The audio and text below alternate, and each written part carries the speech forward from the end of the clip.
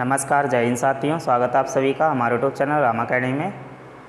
आज हम लोग भारत का भूगोल यानी कि इंडियन ज्योग्राफी के बारे में पढ़ना स्टार्ट करेंगे। काफ़ी लोगों की डिमांड आ रही थी कि भारत का भूगोल पढ़ाना स्टार्ट कर दीजिए, क्योंकि कई सारे एग्ज़ाम्स जो हैं उनकी डेट क्लियर होने लगी है। काफ़ी बड़ा अभी धरना ऑनलाइन चल रहा था, जिसकी वजह से हमारे जो रेल मंत्री हैं वहाँ से 15 दिसंबर से आपके जो रेलवे एनटीपीसी ग्रुप डी के एग्ज़ाम्स हैं वो स्टार्ट कर दिए जाएंगे। इसके अलावा यूपी ट्रिपल एससी की जो वैकेंसियां हैं उसमें भी तेज़ी आने वाली है। तो इसी को देखते हुए यहाँ पर भारत भूगोल आपके लिए स्टार्ट कर रहे हैं। तो जो लोग हमारे चैनल पर नए हैं प्लीज़ चैनल को लाइक एंड सब्सक्राइब कर दें। और वर्ल्ड ज्योग्राफी के कई सारे वीडियो हमारे चैनल पर पड़े हुए हैं, आप लोग प्लेलिस्ट में जाकर टॉपिक वाइज सारे वीडियो देख सकते हैं। तो यहाँ पर हम लोग स्टार्ट कर रहे हैं भारत का भूगोल। ठीक है, बिल्कुल बेसिक से स्टार्ट करेंगे। आप लोग हमारे साथ बने रहिए, कापी पेन को उठा लेंगे तो यहाँ पर आप लोग साथ साथ में नोट भी कर सकते हैं, नोट बना लीजिए। ठीक, तो आइए देखते हैं भारत का भूगोल। सबसे पहले हम लोग भारत की स्थिति के बारे में पढ़ेंगे। ठीक है, भारत का क्षेत्रफल क्या है, लंबाई चौड़ाई क्या है, इसके आसपास की सीमा पर जो देश स्थित हैं वो कौन कौन से देश हैं। ठीक है, भारत की जलीय सीमा क्या है, थलीय सीमा क्या है। इस प्रकार से यहाँ पर कुछ क्वेश्चन पूछ लिए जाते हैं और ये क्वेश्चन प्रत्येक एग्ज़ाम से पूछे जाते हैं, चाहे वो रेलवे हो, चाहे वो एसएससी हो, चाहे यूपी ट्रिपल एससी हो, चाहे यूपीपीएससी हो, किसी भी स्टेट का एग्ज़ाम हो। ठीक है, यानी कि भारत का जब मैप है इससे रिलेटेड, यानी कि यहाँ पर सारे राज्य आ जाएंगे तो किसी भी स्टेट का यहाँ पर क्वेश्चन आपसे पूछा जा सकता है। तो प्रत्येक स्टेट के जो कैंडिडेट्स हैं उनके लिए काफ़ी इम्पॉर्टेंट रहने वाला है। तो आइए देखते हैं भारत।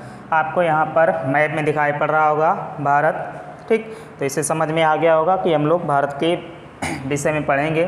तो सबसे पहले यहाँ पर हम लोग जान लेते हैं भारत का जो क्षेत्रफल है। भारत का जो क्षेत्रफल है विश्व के कुल स्थलीय क्षेत्र का 2.4% है। भारत का जो क्षेत्रफल वर्ग किलोमीटर, ठीक है, भारत का क्षेत्रफल 2.4% है, सॉरी, विश्व के कुल स्थलीय क्षेत्रफल का 2.4% है भारत का क्षेत्रफल। और क्षेत्रफल की दृष्टि से भारत विश्व में 7वां सबसे बड़ा देश है। ठीक है, इससे पहले के जो देश हैं उनको समझ लीजिए कौन कौन से हैं। जैसे रूस है, उससे छोटा कनाडा देश है क्षेत्रफल में, फिर उससे छोटा चीन है, चीन से छोटा अमेरिका है क्षेत्रफल में, अमेरिका से छोटा ब्राज़ील है, और ब्राज़ील से छोटा ऑस्ट्रेलिया देश है। इसके बाद आता है आपका भारत।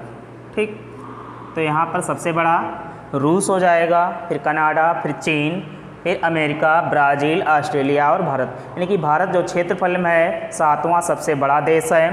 और भारत में विश्व की कुल जनसंख्या जो है उसका केवल 17.5% जनसंख्या ही निवास करती है। 2011 की जो जनगणना हुई है उसके अकॉर्डिंग अगर देखा जाए विश्व की जो टोटल जनसंख्या है तो वो उसका 17.5% भाग भारत में जनसंख्या है। और जनसंख्या की दृष्टि से ये दूसरा सबसे बड़ा देश है, इससे बड़ा देश चाइना है। ठीक है, तो इस प्रकार से ये कंडीशन आप लोगों ने जान ली। इसके अलावा जो भारत का कुल क्षेत्रफल है उसको जान लेते हैं। ये है 32,87,324 वर्ग किलोमीटर। ये क्षेत्रफल है, इसका नोट कर सकते हैं, 32,87,263 वर्ग किलोमीटर। ठीक है, 32,87,263 वर्ग किलोमीटर इसका क्षेत्रफल है। नेक्स्ट पॉइंट देख लीजिए, भारत का जो क्षेत्रफल है वो कितना है, 32,87,263 वर्ग किलोमीटर। ठीक, ये भारत का कुल क्षेत्रफल है। तो आइए आगे देखते हैं भारत से रिलेटेड और पॉइंट क्या क्या रहने वाले हैं। ये पॉइंट आप लोग नोट कर लेंगे स्किप करके, आगे देखते हैं, जो ये उत्तरी छोर है भारत का और ये दक्षिणी छोर है, ठीक है। तो दक्षिणी सिरा जो है ये 8 डिग्री 4 मिनट पर स्थित है और जो उत्तरी बिंदु है ये 37 डिग्री 6 मिनट पर स्थित है और जो पश्चिमी बिंदु है ये 68 डिग्री 7 मिनट पर स्थित है और सबसे पूर्वी बिंदु अरुणाचल प्रदेश यहाँ पर 97 डिग्री 25 मिनट पर ये स्थित है, ठीक है। भारत का सबसे पूर्वी बिंदु 97 डिग्री 25 मिनट, 68 डिग्री 7 मिनट पश्चिमी बिंदु, उत्तरी बिंदु जो है वो 37 डिग्री 6 मिनट और दक्षिणी बिंदु जो है वो 8 डिग्री 4 मिनट पर स्थित है। इसके बाद यहाँ से लेकर ये उत्तर से लेकर और ये दक्षिण जो है यहाँ तक की जो लंबाई है ये टोटल लंबाई है 3214 किलोमीटर, ठीक है। भारत की उत्तर से दक्षिण तक की लंबाई कितनी है? 3214 किलोमीटर। और यहाँ पश्चिम से लेकर ये अरुणाचल प्रदेश यानी कि पश्चिम से पूर्व तक की जो लंबाई है ये वाली, ये टोटल वहाँ से यहाँ तक की लंबाई है 2933 किलोमीटर, ठीक।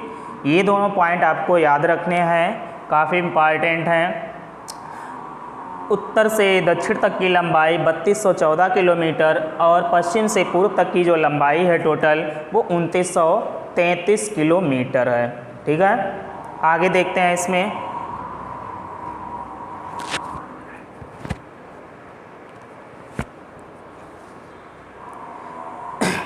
नेक्स्ट पॉइंट देखते हैं। तो ये दो लंबाइयाँ आप लोगों ने देख ली, टोटल लंबाई पूर्व से पश्चिम तक की और उत्तर से दक्षिण तक की। अब भारत के सबसे पूर्वी बिंदु को क्या कहते हैं, पश्चिमी बिंदु को क्या कहते हैं, उत्तरी बिंदु को क्या कहते हैं, उसी प्रकार से दक्षिणी बिंदु को क्या कहते हैं, ये 4 पॉइंट आप लोग देख लीजिए। तो सबसे उत्तरी बिंदु जो है इसको इंदिरा काल के नाम से जानते हैं।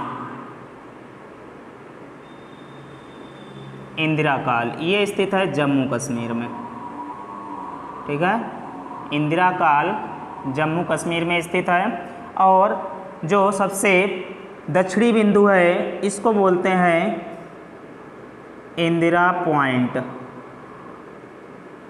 ये स्थित है आपका तमिलनाडु।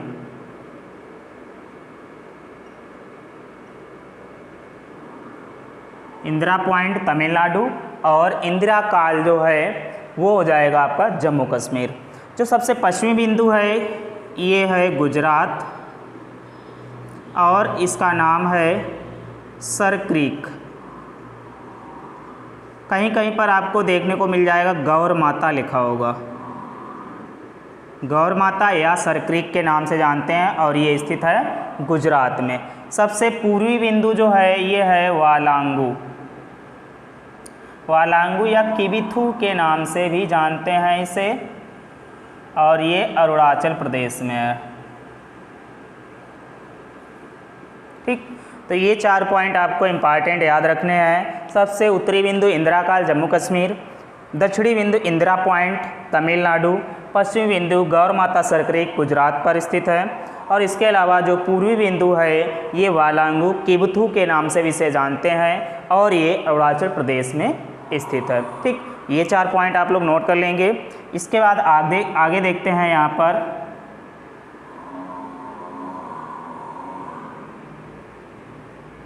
भारत की जो सीमा है कितने देशों के साथ मिलती है, ठीक।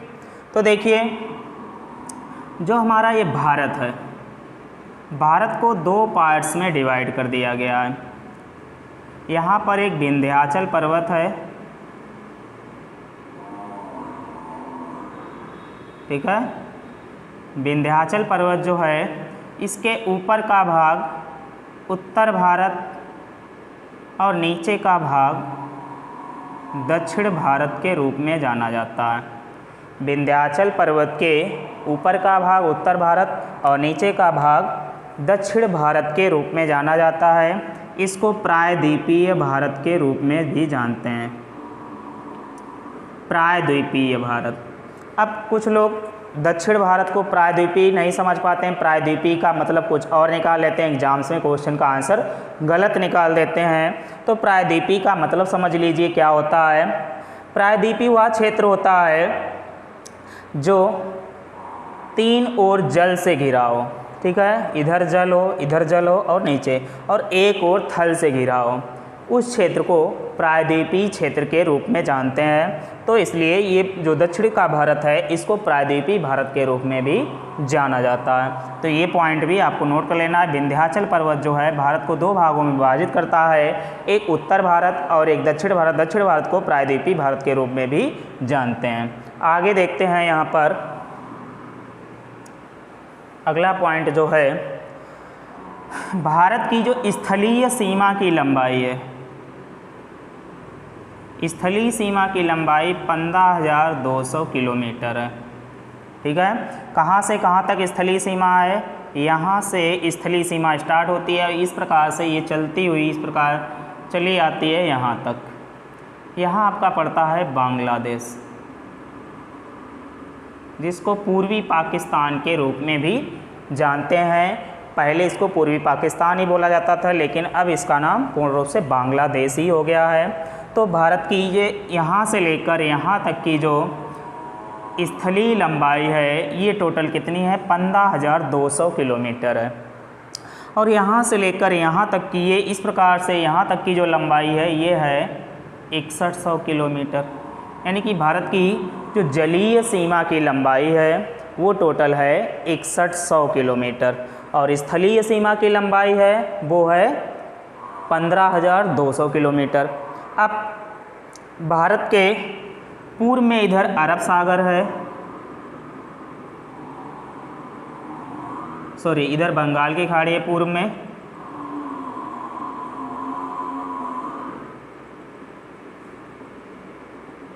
और इधर अरब सागर स्थित है पश्चिम में।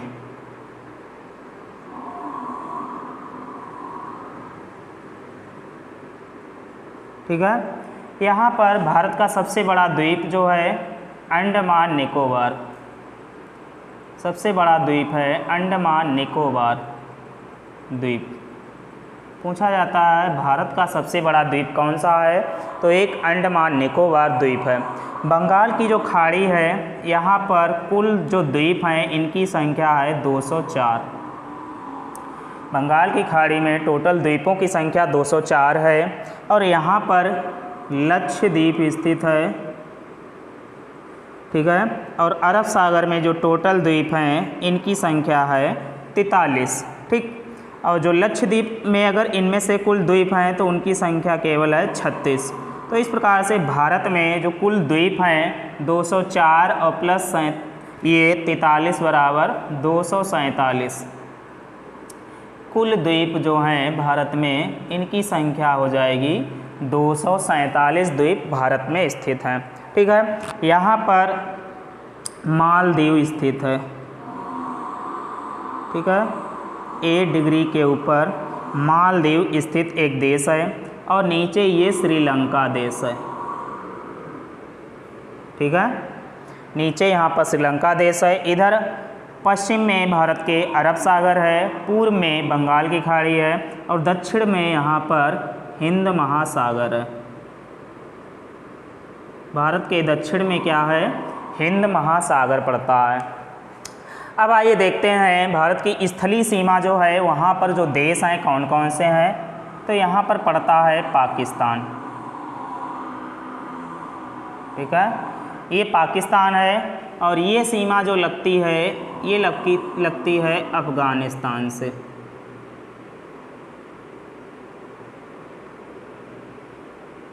अफ़गानिस्तान से ये क्षेत्र पड़ता है तिब्बत। तिब्बत जो है चीन के अधिकृत क्षेत्र में आता है, और यहाँ पर चीन देश स्थित है। ये पूरा क्षेत्र जो आता है ये सब चीन में आता है। इसके बाद यहाँ पर नेपाल देश स्थित है, यहाँ पर भूटान स्थित है, और यहाँ म्यांमार देश स्थित है, ठीक है। इस प्रकार से ये तिब्बत जो है ये चीन के अधिकृत में आता है। तो इस प्रकार से यहाँ पर नेपाल, भूटान, बांग्लादेश, म्यांमार, 1 2 3 4 5 ये देश हो गए, 6 अफगानिस्तान, 7 पाकिस्तान। यानी कि भारत की जो स्थलीय सीमा है इससे 7 देश सटे हैं। भारत की स्थलीय सीमा से सटे देशों की संख्या अगर पूछी जाती है आपसे तो उनकी टोटल संख्या कितनी हो जाएगी? 7 है। केवल कौन कौन से हैं? पाकिस्तान, अफगानिस्तान, चीन, नेपाल, भूटान, म्यांमार और बांग्लादेश। ठीक, ये 7 देश ऐसे हैं भारत की स्थलीय सीमा से लगते हैं। और भारत की जलीय सीमा से लगने वाले देशों की संख्या 2 है। कौन कौन से हैं? मालदीव और श्रीलंका। केवल 2 ही देश ऐसे हैं जो जलीय सीमा से लगे हुए हैं, मालदीव व श्रीलंका। ये 2 देश जो हैं जलीय सीमा से लगते हैं केवल। और जल और थल, जलीय व थली दोनों सीमाओं से लगने वाले देशों की संख्या कुल है भारत की वो है 3। कौन कौन से? इसमें पाकिस्तान आता है, इसके अलावा बांग्लादेश और म्यांमार। ठीक, ये 3 देश जो हैं कौन कौन से? बांग्लादेश, म्यांमार और ये पाकिस्तान। इनकी सीमा स्थल और जल दोनों से लगी हुई है। नीचे जल है और ऊपर स्थल है, नीचे जल है और ऊपर स्थल है। तो इस प्रकार से कुल 3 देश ऐसे हैं जिनकी सीमा स्थल और जल से लगती है। केवल 2 देश ऐसे हैं जिनकी सीमा भारत के साथ जलीय सीमा है केवल। तो भारत की जलीय सीमा से लगे देश हैं मालदीव और श्रीलंका। स्थलीय सीमा से लगने वाले देशों की संख्या है 7, जिसमें जो 7 देश हैं उसमें भारत की अफगानिस्तान के साथ सबसे कम सीमा वाला देश है। भारत के साथ सबसे छोटी सीमा बनाने वाला देश है अफगानिस्तान। केवल 106 किलोमीटर की ही इसकी सीमा है भारत के साथ। और भारत के साथ सबसे अधिक स्थलीय सीमा वाला देश है वो है बांग्लादेश। इसकी सीमा है 4096 किलोमीटर। ठीक है, सबसे लंबी स्थलीय सीमा वाला देश अगर कोई है तो वो है बांग्लादेश। इसकी सीमा है 4096 किलोमीटर। ठीक, ये पॉइंट भी आपको याद रखना है। सबसे कम सीमा वाला स्थलीय सीमा वाला देश और सबसे अधिक स्थलीय सीमा वाला देश कौन सा है? इसके अलावा जो भारत की जलीय सीमा है इसकी लंबाई कितनी थी? 6100 किलोमीटर। लेकिन भारत के यहाँ पर अरब सागर के इधर द्वीप पड़ रहे हैं, बंगाल की खाड़ी में कुछ द्वीप हैं, अंडमान निकोबार है, ये इस प्रकार से। तो इन द्वीपों को जब मिला लेंगे तो यहाँ पर भारत की जो कुल जलीय सीमा की लंबाई है वो हो जाएगी 7516.6 किलोमीटर। ठीक है, 7516.6 किलोमीटर। और यहाँ ये बंगाल की खाड़ी थी। ठीक है, तो ये पॉइंट भी आपको याद रखना है। स्थलीय सीमा की लंबाई थी 15200, जलीय सीमा की लंबाई 6100 किलोमीटर।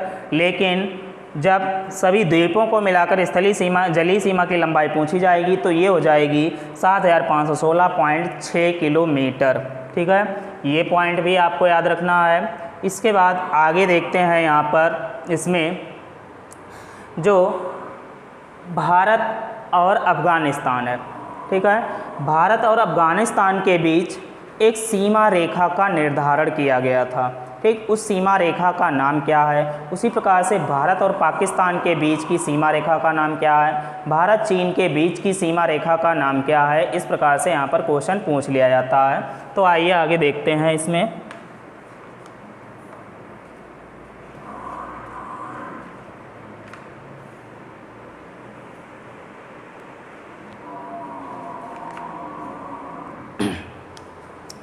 देखिए, इसको हटा देते हैं। जो ये अफ़गानिस्तान है इसकी इतनी ही सीमा यहाँ पर मिलती है। ये क्षेत्र ऐसे आया है, ये अफ़गानिस्तान का, यहाँ भारत से इतना मिलता है। बाकी ये सब जो क्षेत्र है ये पाकिस्तान का है भारत के साथ में। तो जब पाकिस्तान नहीं था तो ये भारत में ही आता था। तो उस समय क्या हुआ था? 1896 में डूरंड रेखा का निर्धारण किया गया था। ठीक है, 1896 में डूरंड रेखा जो थी वो भारत और अफ़गानिस्तान के बीच में थी। लेकिन जब 1947 में पाकिस्तान यहाँ पर अलग देश बन गया, तो ये जो डूरंड रेखा है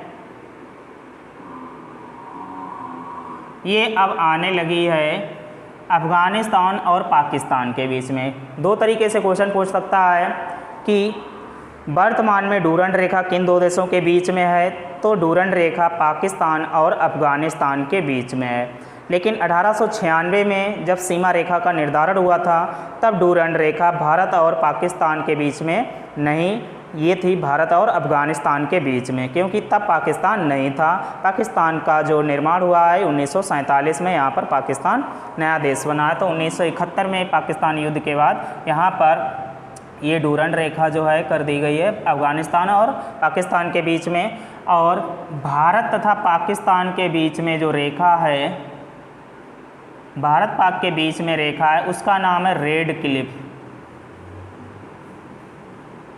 रेड क्लिफ रेखा जो है ये भारत और पाकिस्तान के बीच में स्थित है। इसका निर्धारण हुआ था 17 अगस्त 1947 को।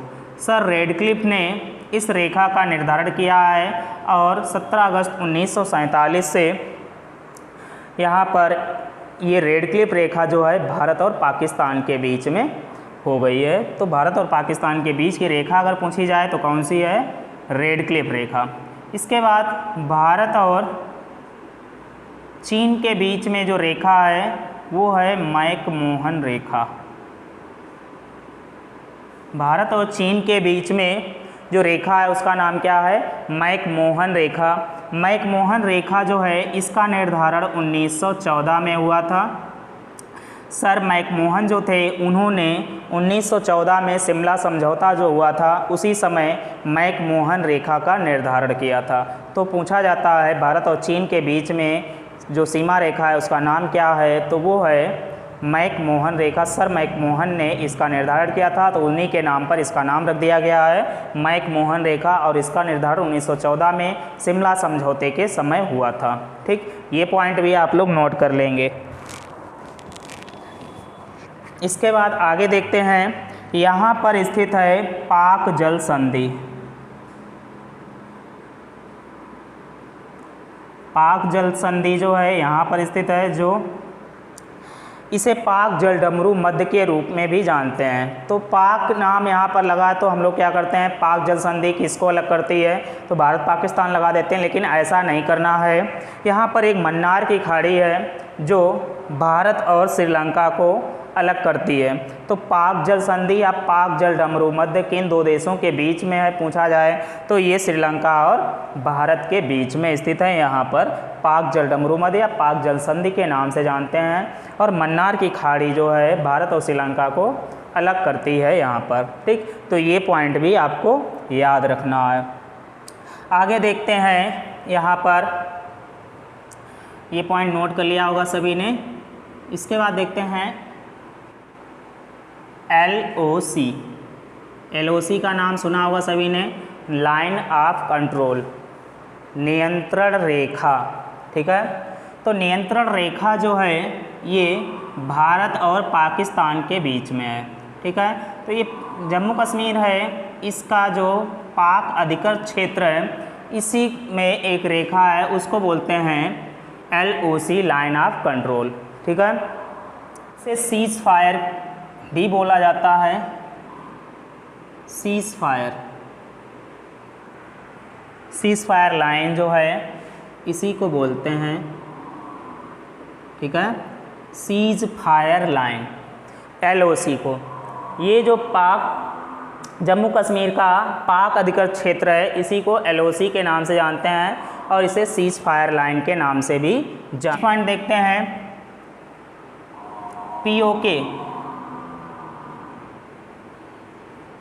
POK क्या है? पाक अधिकृत कश्मीर। ठीक है, पाकिस्तान ऑफ कश्मीर के नाम से इसको जानते हैं। तो यहाँ पर ये जो क्षेत्र है जम्मू कश्मीर का, जो क्षेत्र पाकिस्तान ने कब्जा रखा है। ठीक है, वहाँ के जो कबीलियाई लोग हैं उनकी सहायता से पाकिस्तान ने इस पर कब्जा कर रखा है, तो इसको पाक अधिकृत क्षेत्र के रूप में जाना जाता है। ठीक है, POK। इसको बोलते हैं। ये क्षेत्र जो आता है पाकिस्तान ने इस पर कब्जा कर लिया है।